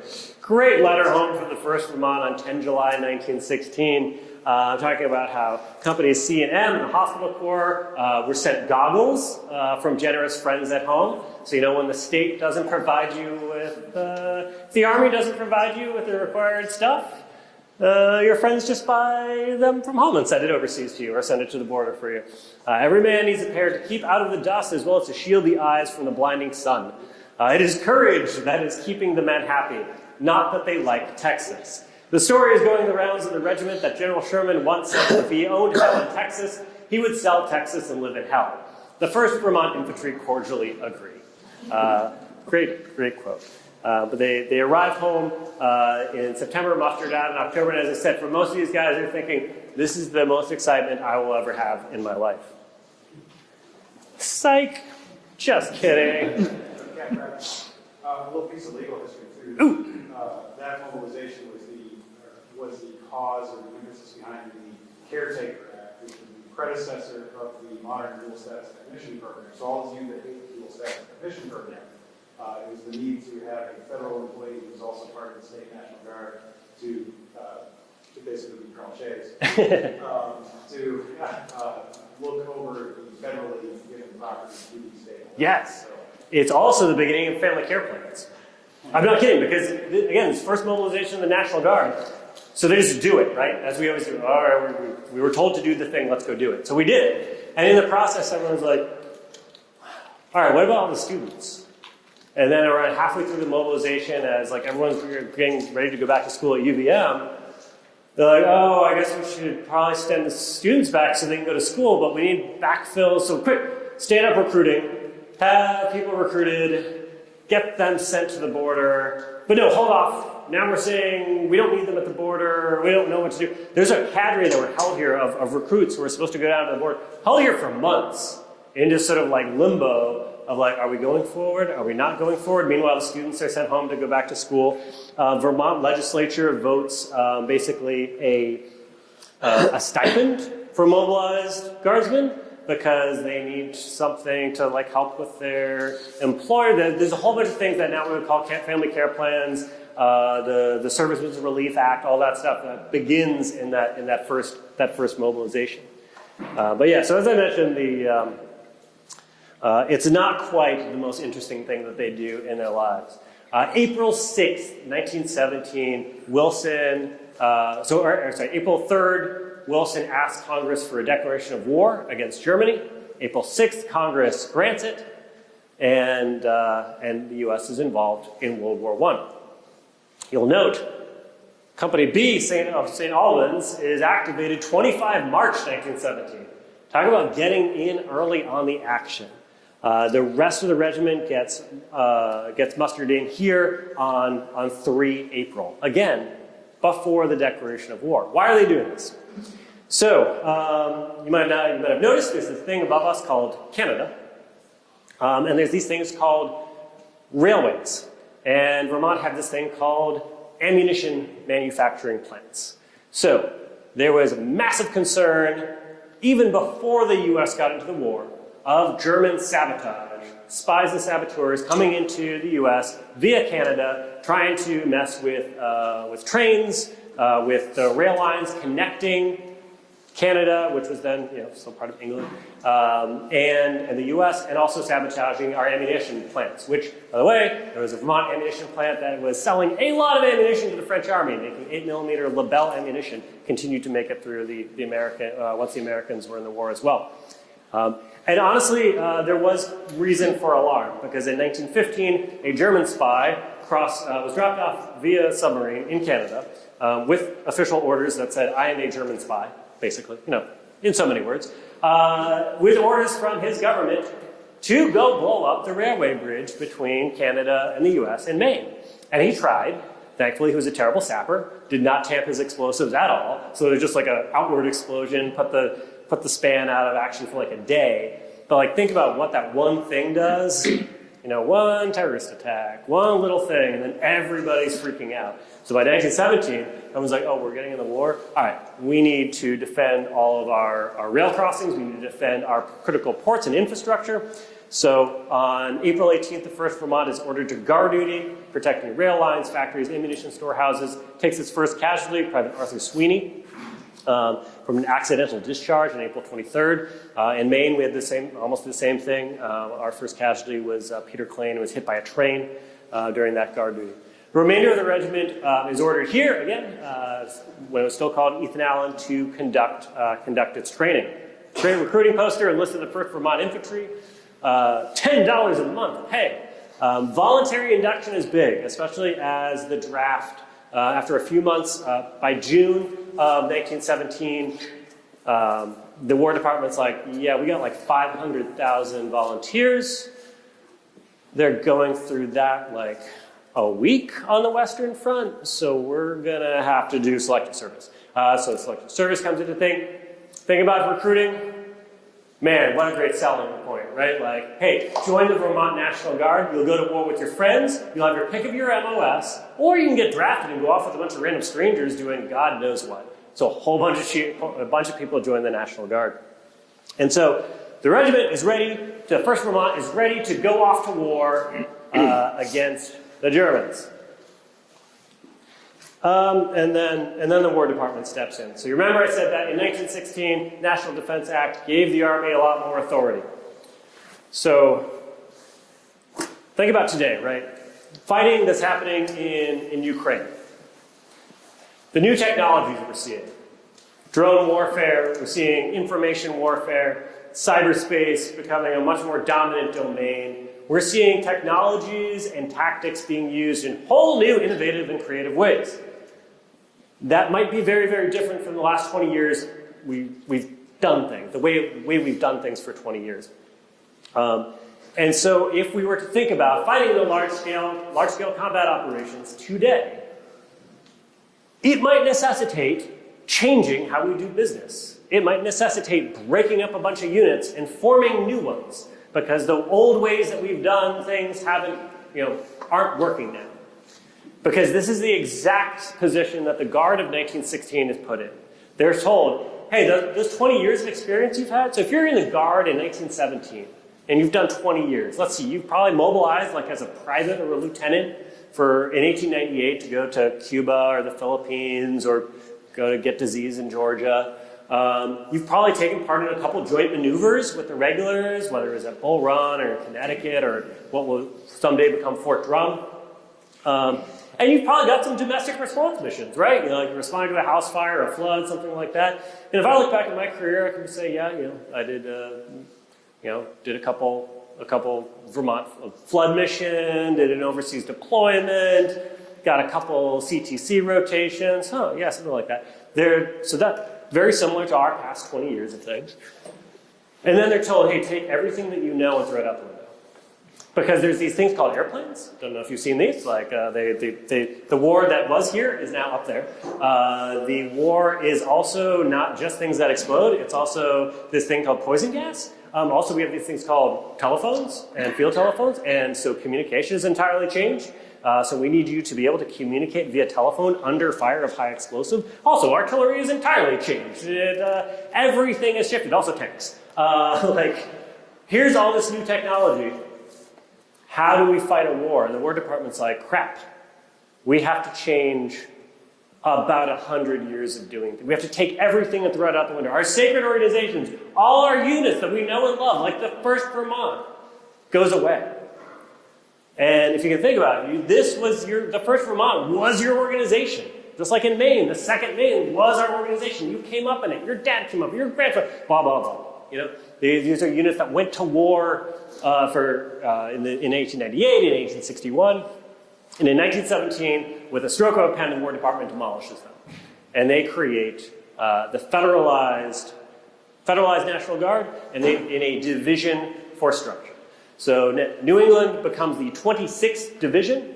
The New England National Guard is all formed into that. And all the old organizations are broken up. So what I did is, handy dandy chart, which is probably way too small for any of you to see. But I broke out where the 1st Vermont goes. Most of the 1st Vermont, 672 personnel go into the 101st Ammunition Train, which we'll talk about what that is a little bit more later, which is today 172 Cav. 193 personnel go into the 102nd Machine Gun Battalion, which today is 1st Battalion, 101st Field Artillery, and the Mass Guard. You have the 209 soldiers go into the 101st Machine Gun Battalion, 265 go into the 103rd Infantry, which today is the 133rd Engineer Battalion in Maine, and then 50 go into the 102nd Infantry, today's 102nd Infantry, and 224 go into the 103rd Machine Gun Battalion, and all those who are left over, all 325, go into this thing called they go into a limbo land of, what do you do with us? You just broke us up. You just took our colors, you took our soldiers, you didn't take me everybody. It's mostly officers. It's like the colonel and a bunch of officers and a few Joes hanging out. They're like, what do we do? Vermont kicking up a fuss. Vermont senators and governor go to the War Department, just like every state's Vermont governors do. Think about being that one poor guy at the War Department who's answering all these senators who are going, you can't break up this unit, it's been here for so long, do you know what committee I'm on in Congress? And they're like, yeah, we don't care. It's a war. So the 1st Vermont is broken up, mostly filling up various units of the 26th Division. And it's a painful thing. The breakup of the old Guard units across the entire country. Massachusetts mushed up a bunch of theirs and kind of piecemealed them out. Maine got lucky, we got to keep ours. New Hampshire didn't. New Hampshire suffered the same fate as Vermont. Didn't have a color-bearing organization. They just got pushed out everywhere across the Army. So it's an incredible transformative time, and I harp on it because today, just get ready. Because I think looking back as warfare, as elements of warfare change and tactics and technology, I think we might be facing some of the same things. Hopefully not as traumatic, but very much changing the way they fought. So what is the 101st Ammunition Train? It is an ammunition supply service. Think about it as the 186 BSB. It's how do you get the ammunition from the rear, from the depots, up to the guns, up to the frontline infantry companies. And we might not think of that as being all that important compared to the infantry, the artillery. But I want to highlight this letter from the commander of the division's artillery brigade to the ammunition train, spelling out just how well they did their job. Because he basically says, so during the summer offensives, the first major offensive of the U.S. Army in World War I, where everyone's just like, all right, well, we have this new technology, We have this new force structure. We have this new doctrine, like called open warfare. Let's try it out. Oh no, it's a terrible idea, and everyone's dying, and everything's complete chaos. We've taken massive casualties. We don't know where units are. All communication goes down once the first high explosives go off because it cuts the phone lines. Everything's a giant mess, and all the divisions are in their first learning fight. Everyone takes massive casualties right off the bat, and then they go, okay, well, here's the things that didn't work. Let's not do that again. So walking into machine guns. All right, check that one off. Not a good idea. Tanks next time, more artillery. Yeah, those are good. But in all of that, and this is across like a 20-kilometer advance, the field artillery, the commander of the field artillery says, at no point were we ever unable to fire in support of the infantry because we didn't have ammunition. And that's with German air dominance as well. So that is a massive testament to the ammunition train. It is not sexy work. You're driving a truck or you're driving a wagon filled with explosives over roads that have been blown up a lot. Your engineers are trying to throw rocks in. Under German artillery fire, under German observation by air, coordinating artillery fire. And never once did the guns go silent because of that. Great shot of French kids waving to soldiers of the 101st Ammunition Train moving through their first front in April of 1918. But and actually the 101st, after the first initial push of the Second Battle of the Marne, the 101st Ammunition Train did not get relieved with the rest of the division after they were like, well, you've taken 40% losses. You all could go to the rear now and reconstitute. But the artillery and the ammunition train and the engineers actually stayed in place and supported the 42nd Division and the 4th Division in their succeeding offensives. And so this role of ammo resupply, as they discovered in World War I, was so massively critical. So what is the Yankee Division, the 26th Division that I mentioned? So the 26th Division formed out of all the New England National Guard units in World War I. It is the first full Army division to reach France. Great, amazing, wonderful Guard, very Guard-specific story about that. The division's commander, Major General Clarence Edwards, was a regular. He was a West Pointer. Didn't get along well with his West Point classmates. He and Pershing were like this all the time. Probably not great for coordination later on. But General Edwards was appointed as the 26th Division commander in August of 1917 and creates a division, again, out of thin air. Here's a bunch of Guard units. Form them into a 28,000-person division that can be capable of conducting modern warfare. No big deal. Very small task. Here's a bunch of machine guns, figure it out. And he really adopted the Guard attitude, though, which is the Guard attitude, which is I can do whatever. We'll make anything happen. And also, we don't like the regulars. So what was supposed to happen in September of 1917, the division was supposed to form in New England, break up all these units, form these new federalized units, and then go to their training camp, their mobilization camp at Camp Greene, North Carolina. Because, as I mentioned, the mobilization times in the 2-3 previous wars were very short, and everyone saw the consequences of it. Okay, we should probably spend more time. We might want to do training. Also, they need to figure out what their new equipment is. We've got cavalrymen who are just given machine guns, and they're still bitter about losing their horses, and they have machine guns. And we got to get them calmed down. And General Edwards was like, I don't want to. I want to go to France. So you know how states are, right? Do we compete at all? Are we a little bit territorial? A little bit? Yeah, we're incredibly territorial. So the War Department realized this. In 1917, they're like, look, we can't have one state get a division to France first, because that state is then going to be lording it over everyone else. It'll probably be Pennsylvania or New York. They will never shut up, and everyone else is going to hate them. So we will solve this by creating a composite National Guard division. We'll call it the Rainbow Division, the 42nd Division, represented from states all across the United States. And like a rainbow, because it goes across the rainbow, embracing the entire country. And they will be the first National Guard division to France. So their transports were made ready at places like New York, and Hoboken, New Jersey, and Portland, Maine, and all up and down the East Coast. These ships sitting there. So Edwards is like, I don't want to go to Moab Station. I want to go to France. So he sends his aides off to all the ports around New England. They're like, hey, you guys have ships? They're like, yeah, actually, we do have ships here. They're for the 42nd. They're like, oh, where's the 42nd? Oh, there's still a Camp Hancock down in Georgia. Oh, okay.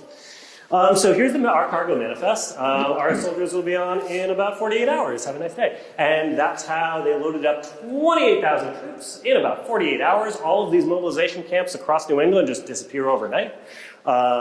Soldiers are going as far north as Halifax to go get on transports.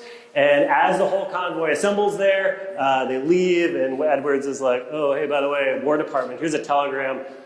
We're going to France. Which, of course, we all know the War Department reacts really well when you take 28,000 soldiers to a war zone without authorization. So that's how they become the first full division to end up in France. The first division, the first regular division, had some of its infantry units there, but all the rest of its support units were not there. So we get street cred. They go into action in February of 1918, seeing action on the Chemin de Dam front. They participate in the defense of the Toul sector from March to June of 1918. Vermont machine gunners were instrumental in holding off German attacks in this sector, holding them off during every single raid.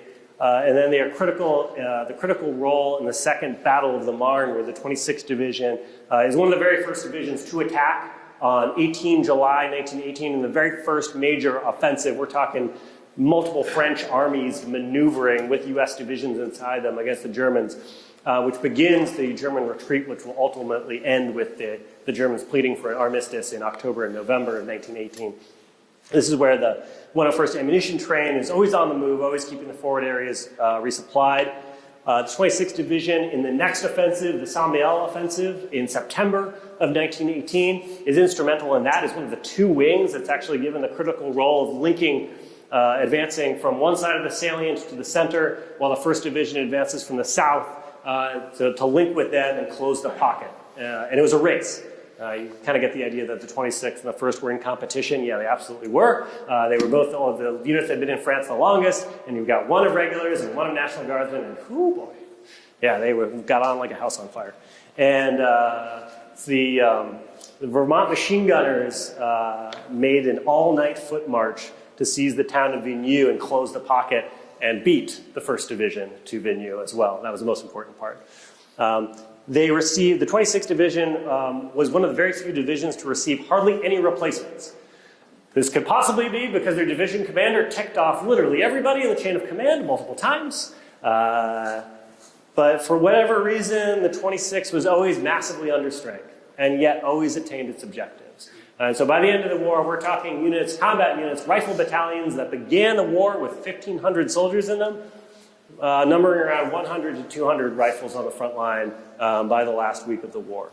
Really horrific casualties and attrition. Participating in the Meuse-Argonne offensive from September 26th to November 11th, they are literally on the firing line, fighting in the last moments of the war. They held a frontline position longer than any other division save the 1st Division, so incredible heritage. Some example of Vermont bravery. Leon Cushion winning the Distinguished Service Cross and the French Croix de Guerre with Company D 103rd Infantry Regiment. I have ties to that one because Company D 103rd is today's 251st Engineer Company, which I had the privilege of commanding and working with the 86 with. He was, the whole thing of how do you knock out a machine gun nest? So oftentimes there's, in war, there's like the big battles like Gettysburg that decide things, and then there's the little sideshows that you have to do in order to create opportunities like Gettysburg. So at the beginning of the Meuse-Argonne offensive, the 26th Division was given the task of executing a diversionary raid in order to deceive the Germans to make it look like the Allies were attacking somewhere else. So it was a sacrifice raid, essentially. They were to attack and hold two towns and hold them until nightfall and then fall back. Really vicious fighting. Germans were entrenched in these massive concrete pillboxes. And Leon Cushion displayed great courage in locating and fighting enemy machine gunners. And was killed while rushing a machine gun nest. And again, when I say machine guns, they're in these massive like think a bunker the size of this stage and with walls like this thick. They were basically saying, yeah, we can like ping shells through the little portholes, but they just keep manning the guns. We can't destroy these things even with artillery. So he was essentially just doing the one-man rifleman, going out and trying to find a way to close with and destroy the enemy. He was killed in this action. The other story of Vermont in World War I is unfortunately another sad story of the 57th Pioneer Infantry. So what is Pioneer Infantry anyway? Again, when U.S. enters World War I, they're like, this modern war thing is weird. Let's just make stuff up and see what happens. So Pioneer Infantry was a very short-lived branch during World War I. Prior to World War I, engineers didn't really fight as combat troops. Engineers were more for port construction, road construction, bridge construction. Engineer officers were very good at standing in the back with like a map and a clipboard and looking cool. And be like, yes, ford that river there. Yes, cut those trees down. Pioneer infantry was meant to sort of bridge that gap. Engineers that could fight as infantry, they would be like, sappers, interesting. So it's an experiment in troops doing temporary construction and fighting in an offensive if needed. That the concept did not survive World War I.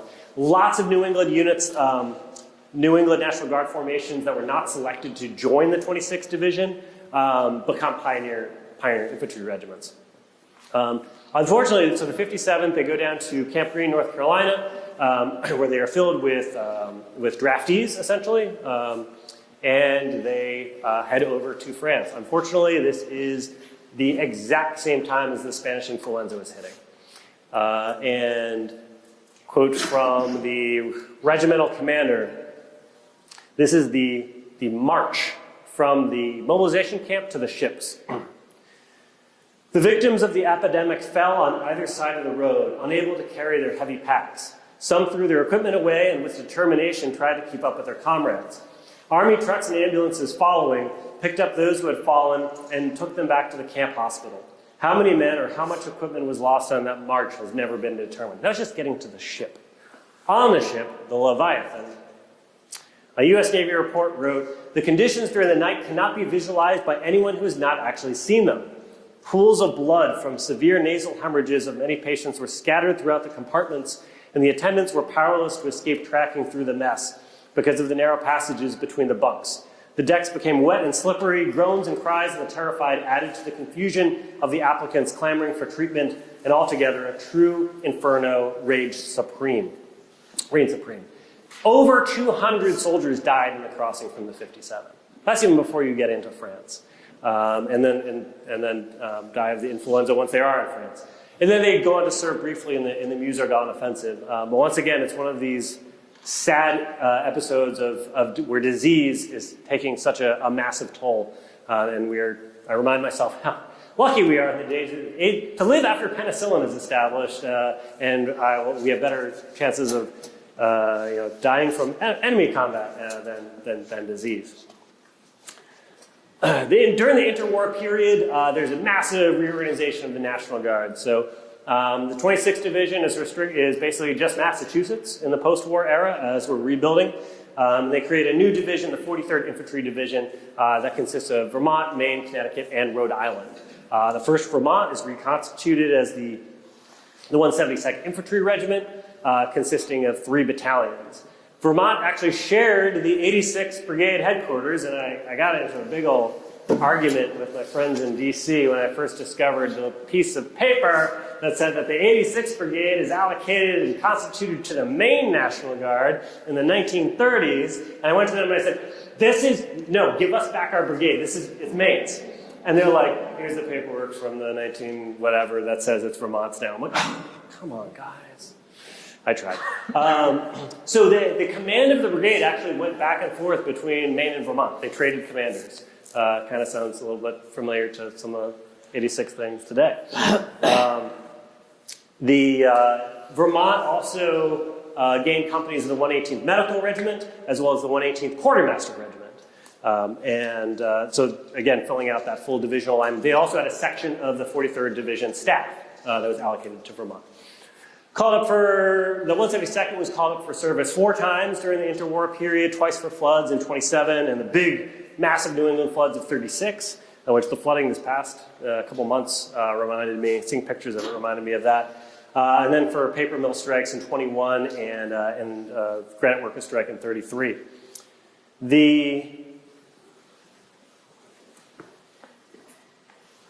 In 1941, well prior to the U.S. entrance into World War II, the War Department kind of did one of the look backs. They were like, well, we see that war is probably likely with Japan or Germany or both. Our entrance into the past wars has been haphazard, to say the least, and we don't want to go in like that, so let's actually try to do things in an orderly fashion this time. So what happens is they do a number of things. One, you have the first peacetime draft in 1941 that Congress authorizes. You call it the federalization of the National Guard, and then filled up with draftees, because Guard units were not authorized to fill to 100% strength the way they are today. And so with the call-up of the National Guard, the 43rd Infantry Division is activated on February 24th. By March 19th, the entire division had moved out of New England and into its new home of Camp Blanding, Florida. The assistant division commander was Brigadier General Leonard Wing from Rutland, who had stateside service with the Army and then joined the Vermont Guard in 1919. So why is the Guard called up? Well, they're going to try some new things out. This new thing called the largest peacetime maneuvers ever in U.S. history. 350,000 troops from all components, including actually the Navy as well, because the Army Air Corps didn't really want to take part because they thought bombing the enemy, strategic bombing is the future of aerial warfare. And the Navy's like, I think supporting the infantry would be good too. We want to know how to do that, so we're going to send planes to go take part in this thing. So the Louisiana and Carolina maneuvers take place through the summer and fall of 1941. And then, of course, at the end of their mobilization period in February of 42, everybody went home and end of story, right? No. December 7, 1941 finds the division really ready to go home because they're like, yeah, we were just going to do this for 1 year. Oh, crap. Uh-oh, something just happened that looks like we might get extended. Yes, they are extended into service until 1945, although, again, a lot of soldiers with dependents are sent home and then replaced. So the division moves to Camp Shelby, Mississippi. Raise your hand if you've ever had to go there for mobilization training. We love it so much, don't we? God, as my adjutant general said when we were there, he's like, I'm pretty sure we keep sending the Guard here so that you'll get excited when you get to Afghanistan or Iraq or wherever you're going. So what does the 172nd Infantry look like in World War II? You've got a infantry regiment of 2,500 men, 3 battalions of 3 rifle companies each, and then 1 heavy weapons company inside that battalion. Integrated engineer, signal, maintenance, medical, and anti-tank detachments. Gosh, that sounds like we're starting this idea of a brigade combat team. And in fact, they're going to go on to form regimental combat teams with a field artillery battalion. The idea of a BCT is what's a polite way of putting it? Somebody saw a thing from World War II, was like, oh, that worked, let's call it something new and do that. And then they got a great OER bullet. Sorry, very sarcastic. These are pictures of the 172nd training at Camp Blanding and Camp Shelby, and really feverishly hoping to leave. The 172nd is organized with the 103rd Field Artillery Battalion, with a section of 1st Platoon, Alpha Company, 118th Engineer Battalion, Charlie Company, 118th Medical Service Battalion, to form the 172nd Regimental Combat Team, a task force of 3 maneuver battalions and a field artillery battalion that will fight as one. They received special amphibious training in California before they're moved via the SS President Coolidge to Espiritu Santo in the New Hebrides Island Group in the South Pacific in 1943. On the way, they have the great luck. Man, 172nd, like, Vermont troops, you guys have the best luck when you're in boats, huh? You hit a friendly mine. It wasn't even an enemy mine. It was one of our own. And this is the poor 172nd disembarking, going over the side, getting really good amphibious training. And I'm sorry, that's not 43, it's 42. They arrived in New Zealand at the end of 42, moved to New Caledonia in 43 to prevent Japanese invasion from, looked like it was threatening against New Caledonia, New Zealand, Australia. And then on February 28, 1943, 172nd arrives on Guadalcanal. The Marines and Army, had just finished mopping up operations. There was still some fighting going on. And this is where the division first comes under air attack for the first time. Everybody grabbing pieces of shrapnel, like, ooh, war mementos. We'll never see anything like this again. And yeah, see lots of them. So that's February. By June, they are ready for their first major offensive. So, who's ever seen Northern Solomons on their campaign credit for their unit? Northern Solomons. And everyone's like, what the hell is a Northern Solomon? Northern Solomons, the island group consisting of Guadalcanal, New Georgia, Bougainville, a whole bunch of places that are now synonymous with a lot of death and destruction. New Georgia is not known unless you are from the states of New England, Ohio, or were a veteran of like one regiment of the 25th Division. But the 43rd Division and the 37th Infantry Division out of the Ohio Guard, this is their first combat, and it's awful. And if you ever had the honor and privilege to talk to veterans of either division, and you mention Munda or New Georgia, their face closes up. And I gave a talk to a bunch of wives of World War I veterans from New Georgia, and they said, well, this is the first we'd ever heard about this. Our husbands never told us. When they got together for veterans reunions, they just told the fun stories. They didn't talk about the horrific fighting and the horrific introduction to jungle warfare. So New Georgia is this island. This is the island of Rendova. And this was after Guadalcanal. This is the next island chain that needed to be seized in the Southwest Pacific as part of the Southwest Pacific campaign. It's given to the 43rd Infantry Division as well as detachments of Marine Raider groups and defense forces. The 172nd goes ashore at Rendova. Awesome shot. That's literally like a P-40 coming in at like treetop level doing close air support for them, which is, man, that's out of the Navy's collection I just found. So awesome. They have such a good collection of 172nd pictures there. They land there on June 30th, and then July 2nd begin operations where you see 1st Battalion 172nd goes ashore adjacent. So this is Munda Airfield. This is where the 43rd Division goes ashore. This is just this little tiny area. That's a month of fighting. A month. And it's horrific jungle conditions. I'm sorry, it's almost a month and a half. When I say horrendous jungle fighting, I'm talking about disease. I'm talking about jungle conditions where the humidity is so intense that their uniforms were rotting off of them after 2 weeks. Also issues with what they call at the time, they called it war psychosis. So psychological issues. What we would today be like, well, this is what happens when you don't eat or sleep for a week and you're getting shot at and you're in a place that is incredibly scary, like a jungle at night, with Japanese nearby. And so the 43rd Infantry Division has the highest number of what were called war neuroses cases in World War II, of units becoming combat ineffective, having to be pulled off the front line. They eventually figure out exactly what it is that helps rehabilitate units and get them back in the fight. But this was critical to actually understanding how long could an infantryman or how long could combat units go fighting in this type of terrain.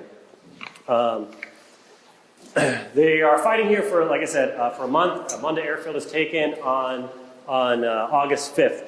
There is a Medal of Honor that comes out of this. He's not a Vermont Guardsman, but he's in the 172nd, so we count it. Captain Robert S. Scott, Lieutenant 172nd Infantry, near Munda Airstrip, New Georgia, Solomon Islands, 29 July 1943, from Santa Fe, New Mexico. For conspicuous gallantry and intrepidity at the risk of his life above and beyond the call of duty near Munda Airstrip, New Georgia.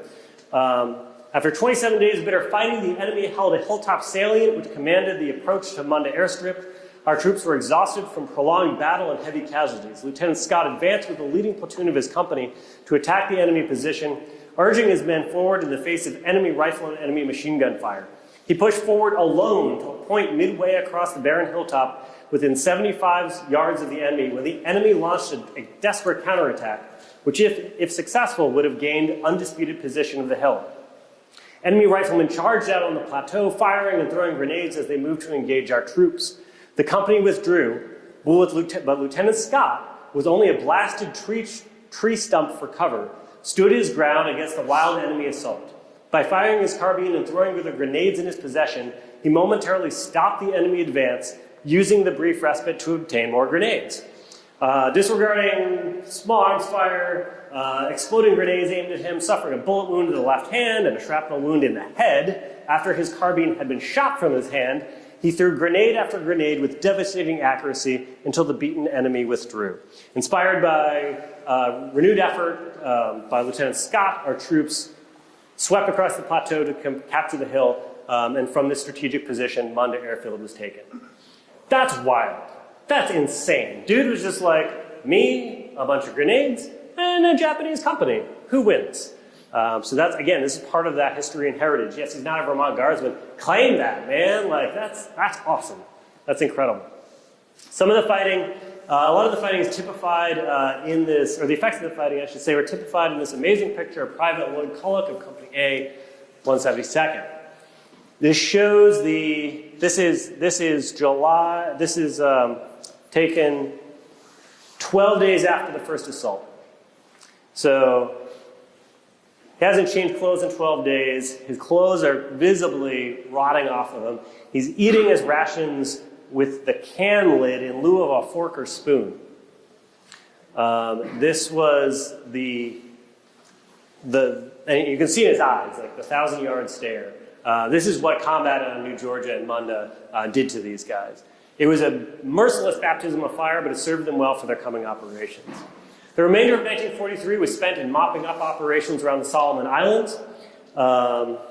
In October, the Rutland High School graduate, Leonard Wing, former member of the 172, is promoted to Major General and placed in command of the 43rd Infantry Division. He will be one of only 3 National Guard Division commanders to not be replaced by a regular during the war, which makes the 43rd a unique case. In 1944, the regiment and the division go to New Guinea for essentially, they go to New Zealand for some R&R. They go to New Guinea for training, retraining essentially, from jungle tactics to more open warfare style tactics because of the invasion of the Philippines that are coming up. On December 26, 1944, Merry Christmas to them, they load into invasion landing craft to begin the movement to Luzon and Lingayen Gulf. And on January 9, 1945, 172 lands on Beach White 1, next to the 169 Infantry, and they go ashore on Luzon. They're the major amphibious operation for the 43rd Infantry Division. The 172 fights inland until the end of January of 45. Great shot there of Colonel Bush, the commander of the 172nd Infantry, discussing fighting with the 43rd Division G3 in March.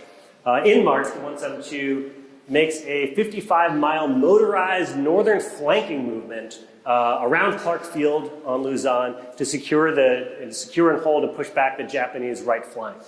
So once again, trying out new stuff. We've been fighting in the jungles. Now we're back to doing modern warfare things where we're loading up in trucks and like doing an end run, like a motorized flanking movement. They're pulled off the line in mid-March and then thrown into combat around the Antipolo area, where they take part in heavy fighting in the mountains. Very interesting mountain fighting that the 43rd Infantry Division engages in. There's a lot of TTPs out of there that the 86 could look at for OPD, things like that.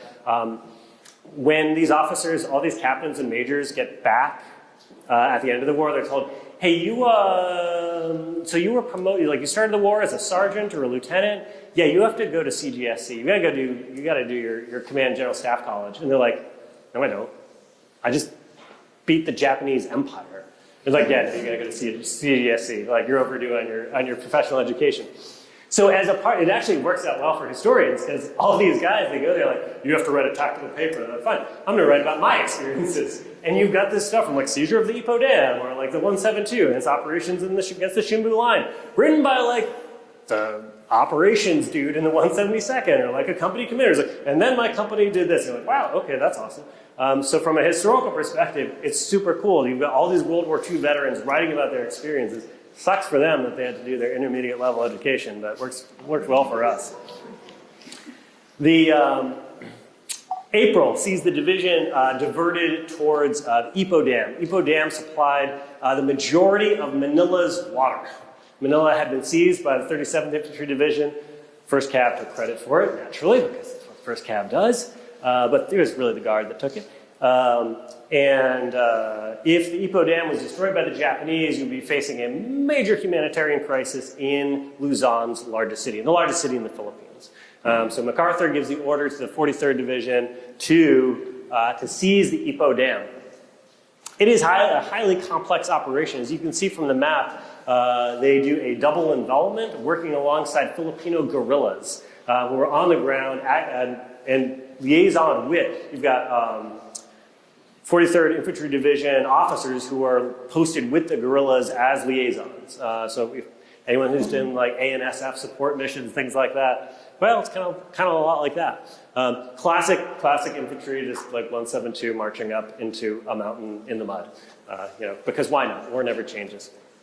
And this is where they're moved in under death light at night, and they have to cross 2 mountain ranges to get to this, to get to their objective. Naturally, of course, it rains, and a lot. And they're cut off, in fact. They cannot actually ship supplies in. They can't get their wounded out. This is one of the first occasions where helicopter airlift actually becomes a thing because they can begin to get those in. But they have to fight against really fanatical Japanese counterattacks in the mountains, cut off in the rain. Great shot of Japanese prisoners giving information to members of the 172nd in vicinity of Ipoh Dam. The dam is seized on May 19th. And in the process of the operation, 2nd Battalion, 172nd, receives the Presidential Unit Citation. Kind of a big deal, kind of a massive deal for Guard units at the time. The 43rd Infantry Division, this pretty much ends the war. They go into training for the invasion of Japan, because that's what everyone thinks is next. And they're on Luzon. They've got basically combat training centers set up to practice what is it like to invade and occupy Japan? And lucky for them, the Empire of Japan surrendered following the atomic bombs. And they entered Japan as the Army of Occupation. And so finally, by the end of 1945, early 1946, these guys who have been activated since 1941 finally get to come home. The post-war era is going to go by very quickly. Because a couple of reasons. One, there's a lot going on. 2, y'all need a historian to be able to put a lot of this stuff out there and make it publicly available so that way researchers like myself can go and find your Vietnam history, your GWAT histories. The Cold War, the World War II reorg of Vermont sees 172 remaining, addition of the 206th Field Artillery Battalion, 124th Anti-Aircraft Artillery Battalion, and 294th Ordnance Maintenance Company. 1950, you've got the 172 and the 206 FA mobilized as part of the 43rd Infantry Division's deployment to West Germany from 51 to 54, holding the line for active units that are sent to Korea. In 1959, elements of the 172 convert to the 102nd Armored Cavalry, and then elements of the 172 Infantry are also consolidated with the 124th Anti-Aircraft Battalion to form the 172nd Armor Regiment, beginning the proud heritage of armor in the state of Vermont. As in 1964, as part of a larger Army reorganization, 172nd Armor and Infantry regiments are consolidated as part of the 86th Armored Brigade, and you see further changes in the 86th Field Artillery. Vietnam and beyond. There's a lot here. My notes on the slide say this is why you need a command historian. Because for all of us in this room, there's part of our own history. Vermont is incredible in that it has one of the very few Guard units, I think one of 4, to actually see combat in Vietnam, see service in Vietnam. Dozens of units deployed for Desert Storm, GWAT, OSS, K4, all the rest. Valorous Unit Awards, creation of this thing called the Mountain Battalion, getting the Mountain Warfare School, creating out of that a Mountain Brigade, absolutely absurd as I mentioned before. The way the strategic decisions that are made in this era are impacting today, where you actually have a robust force structure that is the envy of the other northern New England states, even though it is hard to fill, but everything's hard to fill right now. You guys actually have stuff that looks cool. So, I know I went a little long on that. I want to open this up for questions, and then afterward I just want to talk to you for a brief 5 minutes about the 250th anniversary of the American Revolution. Right now, what questions do I have? Questions, comments, concerns, pushbacks, corrections?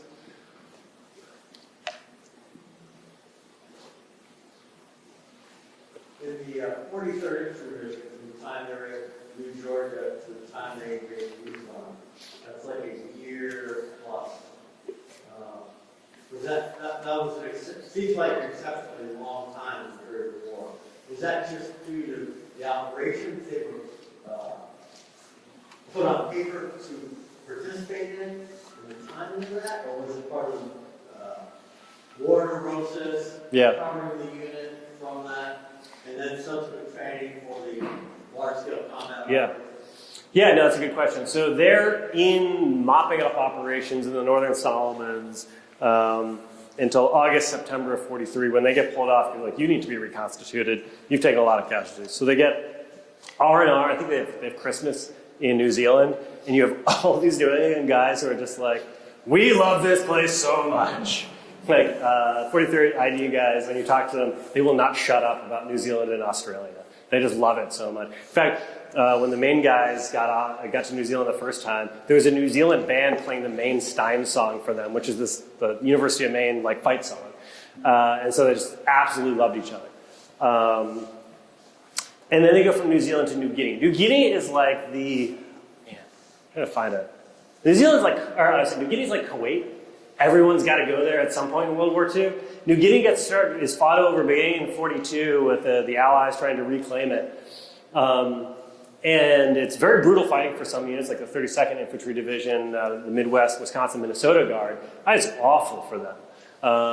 For the 43rd, by the time they get there in 44, it's mostly stabilized. So they're holding a front line along the Dranamore River and just mostly conducting patrols. So like the artillery will have active firing. It's integrating all their new replacements and teaching them how to fight in kind of a lower threat environment. So they're still taking casualties, but it's not anything remote. Like, they're living in pretty decent quarters. Guys like, at 10, and we'd leave and go on a 4-day patrol, come back, and kind of reminiscent of like the GWAT sort of era type of thing.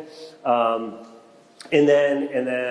that's what they're doing through most of 44. By the fall of 44, that's when they're tapped as one of the invading divisions for Luzon, and they have to go through this period of retraining, which I think is fascinating, because we look at our GWAT backgrounds, retraining for LSCO, that's what we're doing. We're learning how to fight anew. Like, oh man, what if the enemy has drones? What if they have this? What if they have that? We can't count on air supremacy.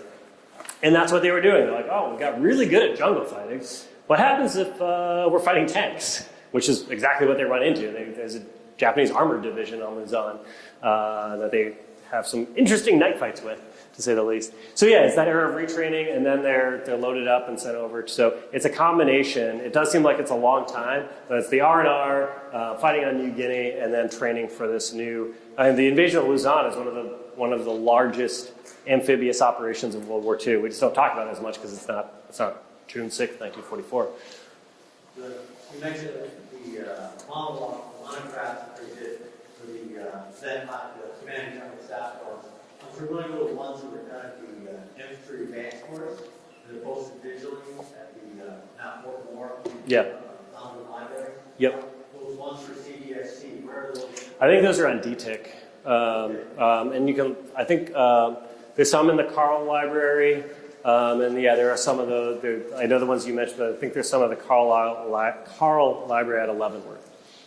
The 43rd, unlike the Marine Corps, didn't do a very good job of publicizing. No, they did not. No, I like to say the company I commanded had more combat landings than most Marine units, but yeah, no, the amphibious operations of the National Guard in World War II and the Army in World War II are incredibly not talked about. I mean, 172's got two two streamers with an arrowhead. That's a combat win. Those are rare. Like, you know, not every unit just has those flying around. I think we often take them for granted. Same thing with Philippine presidential unit citations. You know, those are things we're just like, oh, of course everyone has those. No, they don't. It's a very cool background, and a lot of knowledge that was sort of lost from that time of these veterans who learned how to fight in all these different conditions. Fighting on Luzon, you've got like fighting in the mountains. I mean, they are literally doing cave-to-cave operations, throwing in satchel charges, fighting through tunnel net complexes, fighting out in the open valleys, fighting like through the hills leading to off the beaches. These really intense fights for each hill, like Hill 200, Hill 600. But a lot of combat knowledge that was attained, and then comes into the Guard after the war to kind of like, you know, spread that out, and then over time we lose the amphibious piece of it. All right. In the Cold War in Germany, when they deployed, they stayed pretty much as a Guard unit over there. They did not. It got weird. Yeah. They reflagged a unit, which you're not even supposed to do. They reflagged a Guard unit as an active unit. Well, I was looking at three. Yeah. Yeah. They still like to beat up on the 45th and the 40th. So by the time they really got to career, they ceased being Guard units. Yeah, they get filled up with it's very it's a very weird. That's why I was like, I could go into. No, that's a lot. That's a lot for one day. All right, real quick, and then I'll be done. I promise. If anyone could pronounce semi-quincentennial, you're a better person than I am. What we call this is Rev War 250. So coming up in 2025 is the 250th anniversary of the American Revolution. As the Army National Guard, we have an incredible opportunity ahead of us because we fought the revolution. It was the militia units that were activated for the Lexington and Concord alarm, the response that mustered outside Boston in April of 1775 that go on to form the core of the Continental Army. So every time the regulars want to talk about Revolutionary War, there are 31 units in the United States Army with lineage to the American Revolution. One of them is a regular Army unit, the 5th Field Artillery, and they should not even have that. They got that via some shenanigans is how they got that. Everyone else is Guard. So this is an incredible moment for us to share our Guard story, to be able to take part in commemorations across the country. So there's going to be an X-Sword that is going to be released. I don't want to talk about it. Sometime it was supposed to come out of HQDA months ago, and we just argue with them all the time. Apparently, it takes an act of God to get this thing published. We have the opportunity to host commemorative events with national and international visibility. Why international? Our NATO partners. We were once adversaries and allies, and we were allies with the French then, we're allies with the French now. We were adversaries with Great Britain and with some Germans who were hired by Great Britain, and now we are allies. So this is a time to celebrate our heritage, our history, our past, and the fact that the National Guard, literally always ready, always there. And we have an opportunity to host senior Army leadership and highlight our support with local communities. So the X-Sword will direct that units work to develop commemorative events. So really looking at this as the National Guard liaison to the Center of Military History to help plan as much as possible Army 250 and Rev War 250 events. I'm looking at this from a realistic aspect, right? Everyone's busy. Everyone's training to push units. Everyone's getting ready to push units out the door to CTC rotations, to Southwest Border missions, to OCONUS missions, all over the place. Everyone's flat out. But it is worth it to slow down and take some time and remember where we came from, just like what we have done today. We are prioritizing trying to get units with lineal descent to the different battles that they have campaign credit for. However, as such as the case with Vermont, if a state contributed units to these various campaigns, we want them to be involved. And also, there's an added part where, so we've got commemorative events that the Army is planning for each major named campaign. And planning is really is carrying a lot of weight there. We're hoping. That's what we're doing. We're hoping. We're not planning. Because it is up to units to to plan and schedule events. Army Service Military History will offer support, but we are not planning any. So what I'm trying to do is I'm trying to work with states to get them to take on 1 to 2 commemorative events for something that's happening in their area. I like to think of Ticonderoga as a great example as a great time for Vermont to step forward and to take some ownership of some of the planning surrounding either Ticonderoga or the Quebec campaign, or even the Saratoga campaign in 2027. I've got New York on there, but Vermont plays such a massive role. Literally, I just want someone to say, yeah, we'll step forward and take a lead on planning this. We're not doing this alone. We're working with as many of the local America 250 and the State 250 groups as we can. And a lot of the sites, like Mount Independence, will be planning a bunch of 250th anniversary events. So the idea isn't, oh, the Guard is going to be doing everything, but we'd love to do things that Center of Military History can support. We can support staff rides, we can support battlefield tours, we can support conferences, we can support with educational material. One of the things I'm doing is working with our monographs crew and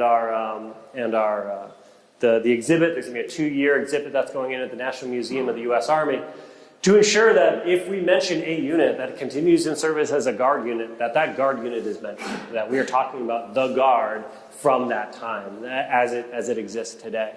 And I think the legacy of the Green Mountain Boys and Seth Warner's Continentals is so huge. It'd be really great to see Vermont looking at planning some commemorative events, whatever that would look like. We're trying to do some. Were you in France for the commemorative marches, or had you? Yeah. So like something like that. Like I'm kicking Massachusetts to be like, do a battle road, do 10 miles of a foot march where every mile there's like a historical stand or like a historian or reenactor or something where we're learning and we're ruck marching.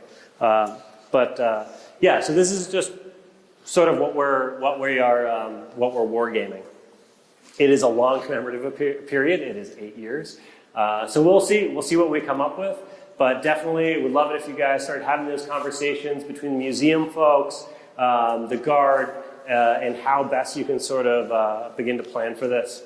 And then the last thing, because I kept you a long time, are you interested in becoming an Army historian or a unit historian? Because we desperately need them. As I mentioned, GWAT, Global War on Terror Deployments, history, and a lot of our present-day history is disappearing rapidly because people are retiring, people are passing away, memories are fading, and collection is one of the primary jobs of a historian. And we are, as a Guard, we are failing at it. We're trying to address this at the NGB level, but strangely, money for historians is not exactly a priority. So how can you be a part of this? One, you can take our new unit historical author training on Blackboard. I have the link there. There's also a QR code. If you're interested, I can email it to you. Shoot me an email. You can find me on Global. I'm still under the Maine Guard Global there. You can also, if you hold a master's degree in history or a bachelor's and do additional training, you can get your 5X ASI, Army Historian. These are ways that we can help build our historian base around the Army and especially in the Guard. I would love to see some people in the Vermont Guard beginning to move forward on this and start preserving the 86 IBCT records, the battalion records, and then general state records, and beginning to come to a point where we are at a spot where 20 years from now, we can look back and actually have something to see. So, I promise I am done. Thank you so much for your time. You've been absolutely phenomenal. I really appreciate it. Thanks for having me out.